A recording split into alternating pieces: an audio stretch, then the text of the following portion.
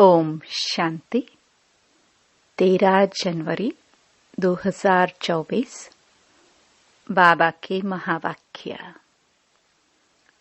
मीठे बच्चे, मनुष्य शरीर की उन्नति का प्रबंध रचते, आत्मा की उन्नति व चढ़ती का साधन बाप ही बतलाते हैं। यह बाप की ही रिस्पॉन्सिबिलिटी है। प्रश्न: सदा बच्चों की उन्नति होती रहे, उसके लिए बाप कौन कौन सी श्रीमत देते हैं? उत्तर: बच्चे अपनी उन्नति के लिए पहला, सदा याद की यात्रा पर रहो। याद से ही आत्मा की जंख निकलेगी। दूसरा, कभी भी बीती को याद नहीं करो और आगे के लिए कोई आश न रखो। तीसरा, शरीर निर्वाह के लिए कर्म भले करो, लेकिन जो भी टाइम मिले वह वेस्ट नहीं करो। बाप की याद में टाइम सफल करो। चौथा, कम से कम 8 घंटा ईश्वरीय सेवा करो तो तुम्हारी उन्नति होती रहेगी। ओम शांति। रूहानी बाप बैठ रूहानी बच्चों को अथवा आत्माओं को समझाते हैं। मनुष्य कहते हैं आत्मा की रिस्पॉन्सिबिलिटी है परमात्मा के ऊपर। वही सब आत्माओं की उन्नति और मन की शांति का रास्ता बता सकते हैं। आत्मा रहती है भ्रकुटी में सबसे न्यारी। अक्सर करके रोग होते हैं शरीर में, यहाँ भ्रकुटी में नहीं। भल सिर में दर्द पड़ेगा, परंतु जो आत्मा का तख्त है वहाँ कोई तकलीफ नहीं होगी, क्योंकि उस तख्त पर आत्मा विराजमान है। अब आत्मा की उन्नति अथवा शांति देने वाला सर्जन तो एक ही परमात्मा है। जब आत्मा की उन्नति हो तब आत्मा को हेल्थ वेल्थ भी मिले। शरीर को तो कितना भी करो उससे कोई उन्नति नहीं होगी।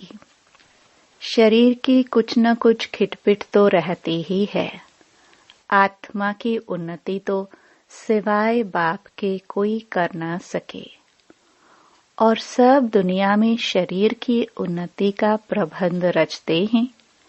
बाकी आत्मा की चढ़ती कला व उन्नति होती नहीं है। वह तो बाप ही सिखलाते हैं। सारा मदार आत्मा पर है। आत्मा ही 16 कला बनती है, फिर आत्मा ही बिल्कुल कला रहित हो जाती है। 16 कलाएं बनती हैं, फिर कला कम कैसे होती है, यह भी बाप ही समझाते हैं। बाप कहते हैं सतयुग में तुमको बहुत सुख था, आत्मा चढ़ती कला में थी, और सत्संगों में आत्मा की उन्नति कैसे हो, यह बात नहीं समझाई जाती है। वह जिस्मानी नशे में रहते हैं। देह अभिमान है। बाप तुमको देही अभिमानी बनाते हैं। आत्मा जो तमो प्रधान बनी है, उनको सतो प्रधान बनाना है।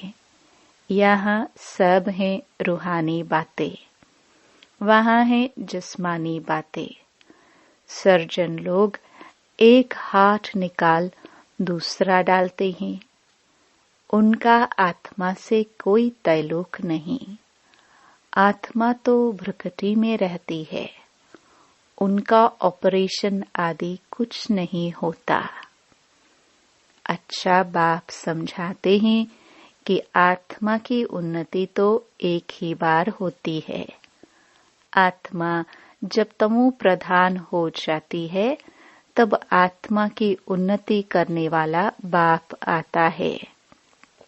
उनके बिगर किसी भी आत्मा की चढ़ती कला हो न सके। बाप कहते हैं, यह छी तमो प्रधान आत्माएं मेरे पास आ न सके। तुम्हारे पास जब कोई आते हैं तो कहते हैं शांति कैसे मिले अथवा उन्नति कैसे हो, परंतु यह नहीं जानते कि उन्नति के बाद हम कहाँ जाएंगे, क्या होगा।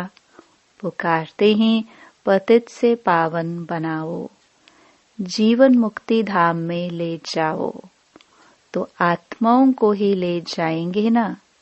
शरीर तो यहाँ खत्म हो जाएंगे, परंतु यह बातें किसकी बुद्धि में नहीं है। यह है ईश्वरीय मत, बाकी वह सब है मानव मत। ईश्वरीय मत से एकदम आसमान में चढ़ जाते हो, शांति धाम सुख धाम में। फिर ड्रामानुसार नीचे भी उतरना ही है। आत्मा की उन्नति के लिए बाप के सिवाय और कोई सर्जन नहीं। सर्जन फिर तुमको आप समान बनाते हैं। कोई तो बहुतों की उन्नति अच्छी करते हैं, कोई मीडियम, कोई थर्ड, औरों की उन्नति करते हैं। आत्माओं की उन्नति का जवाबदार है ही एक बाप। दुनिया में यह किसको मालूम नहीं है।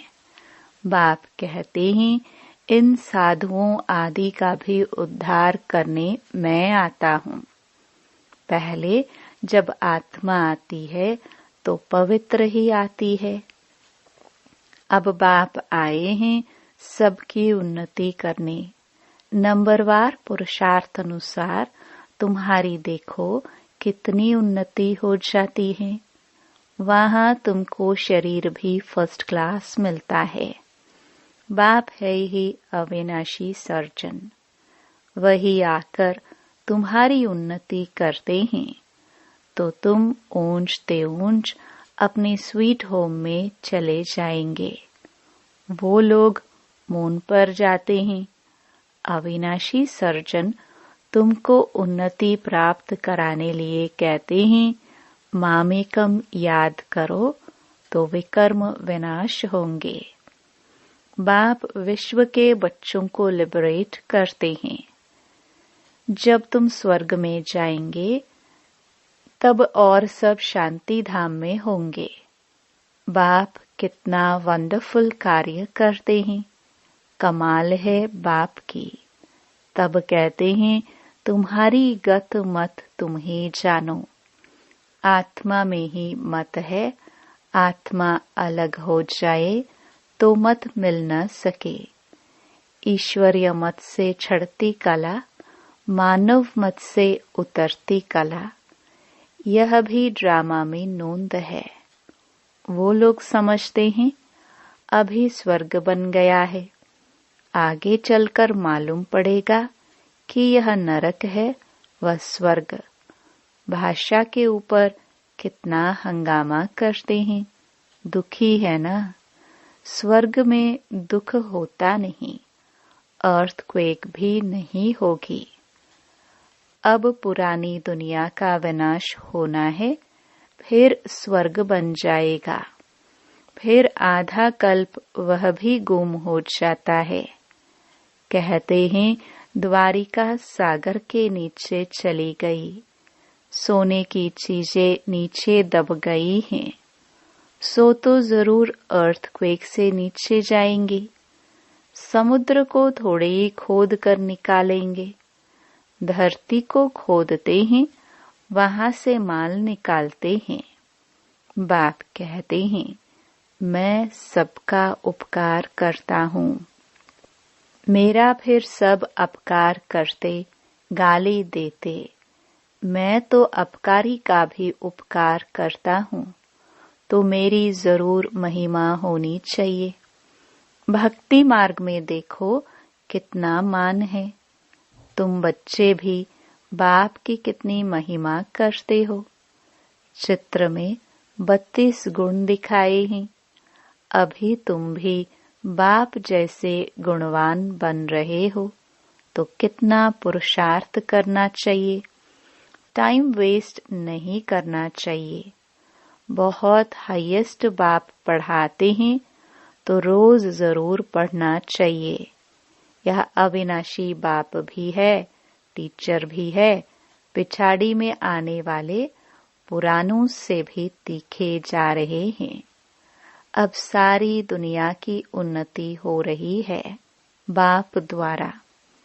श्री कृष्ण को भी गुणवान बनाने वाला बाप है, सबको देने वाला है, बाकी सब लेते हैं। यह घराना बन रहा है नंबरवार पुरुषार्थ अनुसार। बेहद का बाप देखो कितना मीठा और कितना प्यारा है। ऊंचे ते ऊंचे बाप द्वारा अब सबकी उन्नति हो रही है। बाकी तो सबको सीढ़ी उतरनी है। कमाल है बाप की। भल खाओ पियो सब कुछ करो, सिर्फ बाबा के गुण गाओ। ऐसे नहीं बाबा की याद में रहने से खाना नहीं खा सकते। रात को फुर्सत बहुत मिलती है। 8 घंटा तो फुर्सत है। बाप कहते हैं कम से कम 8 घंटा इस गवर्नमेंट की सेवा करो।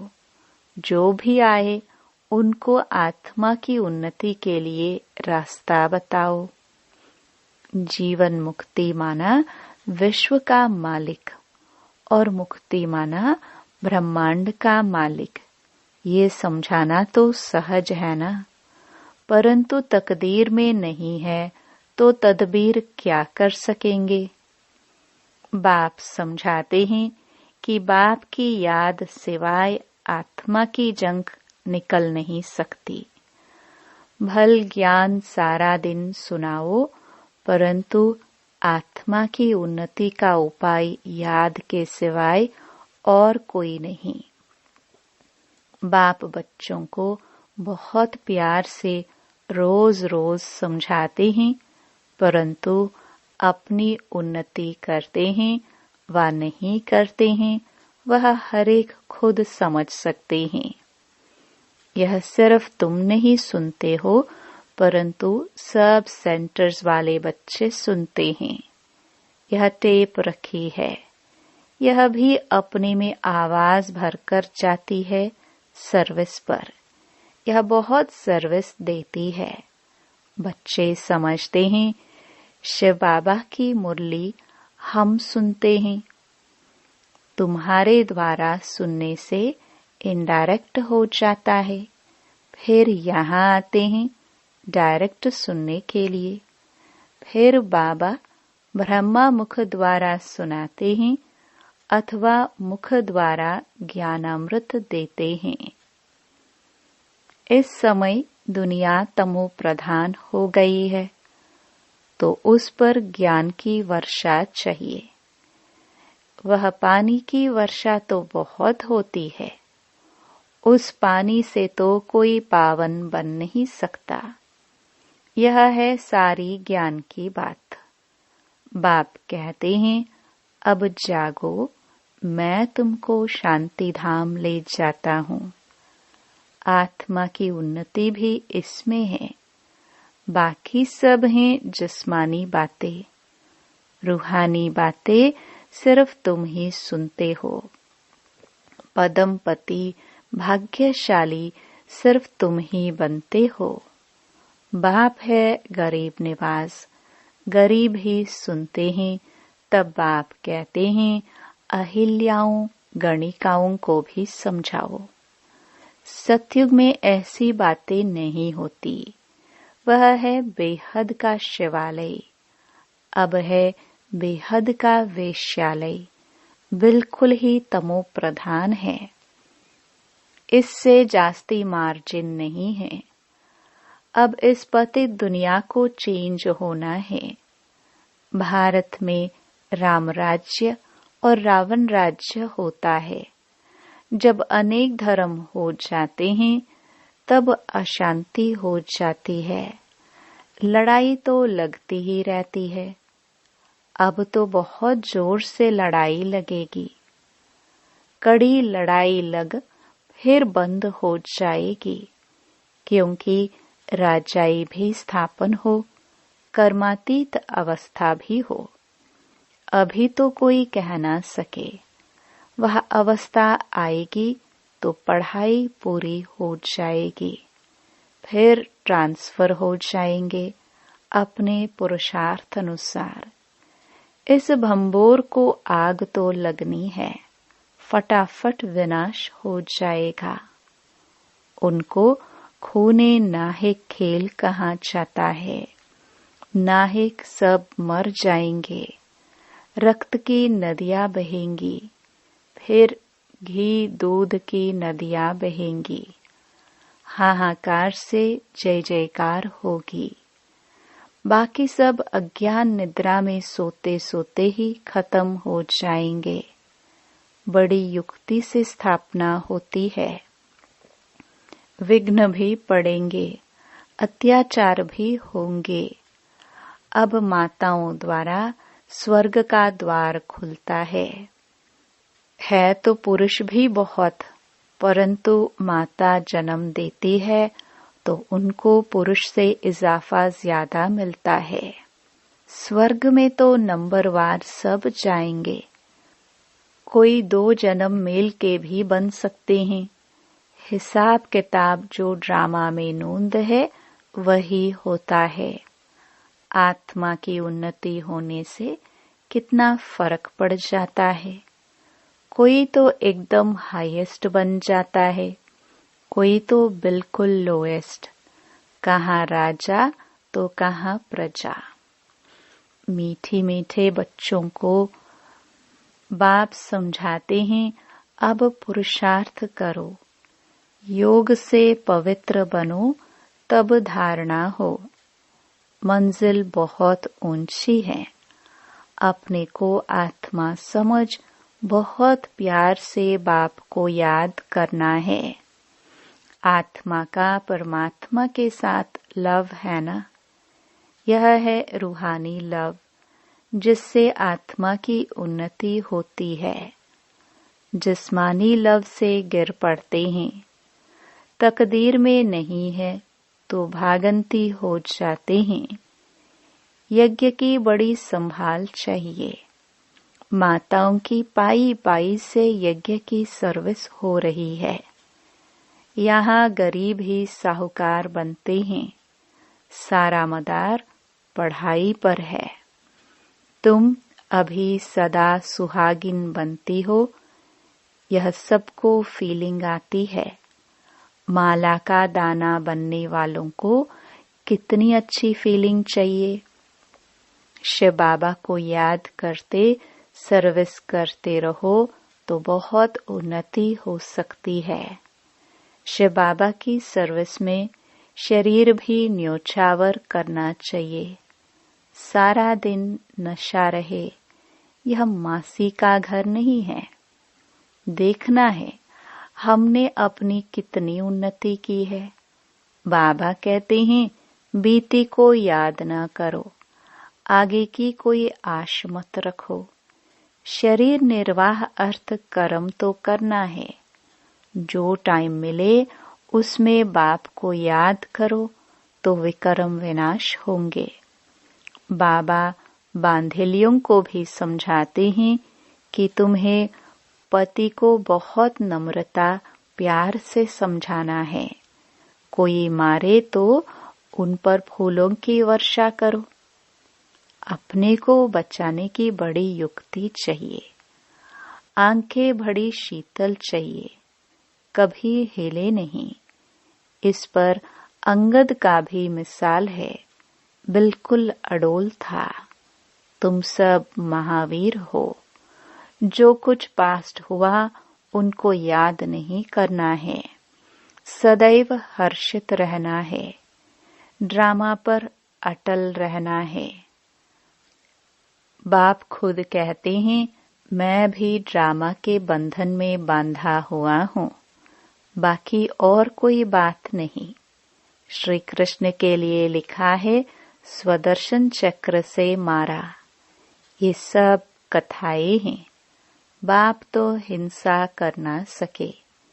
यह तो बाप टीचर है, मारने की बात नहीं है। यह बातें सब इस समय की है। एक तरफ ढेर मनुष्य हैं, दूसरे तरफ तुम हो। जिनको आना होगा आते रहेंगे। कल्प पहले मिसल पद पाते रहेंगे। इसमें चमत्कार की बात नहीं। बाप रहमदिल है, दुख हरता, सुख करता है, फिर दुख कैसे देंगे? अच्छा, मीठे मीठे सिखिलदे बच्चों प्रति माता पिता बाप दादा का याद प्यार और गुड मॉर्निंग। रूहानी बाप की रूहानी बच्चों को नमस्ते। धारणा के लिए मुख्य सार। पहला, कम से कम 8 घंटा ईश्वरीय गवर्नमेंट की सर्विस कर अपना टाइम सफल करना है। बाप जैसा गुणवान बनना है। दूसरा, जो बीता उसे याद नहीं करना है। बीती को बीती कर सदैव हर्षित रहना है। बीती को बीती कर सदैव हर्षित रहना है। ड्रामा पर अडोल रहना है। वरदान, संकल्प, बोल और कर्म के व्यर्थ को समर्थ में परिवर्तन करने वाले होली हंस भव। होली हंस का अर्थ है संकल्प, बोल और कर्म के व्यर्थ को समर्थ में परिवर्तन करने वाले। क्योंकि व्यर्थ जैसे पत्थर होता है, पत्थर की वैल्यू नहीं, रतन की वैल्यू होती है। होली हंस फौरन परख लेता है कि ये काम की चीज नहीं है, ये काम की है। कर्म करते सिर्फ यह स्मृति इमर्ज रहे कि हम राजयोगी नॉलेजफुल आत्माएं रूलिंग और कंट्रोलिंग पावर वाली हैं, तो व्यर्थ जा नहीं सकता। यह स्मृति होली हंस बना देगी। स्लोगन, जो स्वयं को इस देह रूपी मकान में मेहमान समझते हैं, वही निर्मोही रह सकते हैं। अव्यक्ति साइलेंस द्वारा डबल लाइट फरिश्ता स्थिति का अनुभव करो। जैसे जब कोई ऐसा दिन होता है तो चलते फिरते ट्रैफिक को भी रोककर 3 मिनट साइलेंस की प्रैक्टिस कराते हैं। चलते हुए सभी कार्यों को स्टॉप कर लेते हैं। ऐसे आप भी कोई कार्य करते हो या बात करते हो तो बीच बीच में यह संकल्पों की ट्रैफिक को स्टॉप करने का अभ्यास करो। 1 मिनट के लिए भी मन के संकल्पों को, चाहे शरीर द्वारा चलते हुए कर्म को, बीच में रोककर अपने फरिश्ते स्वरूप में स्थित हो जाओ।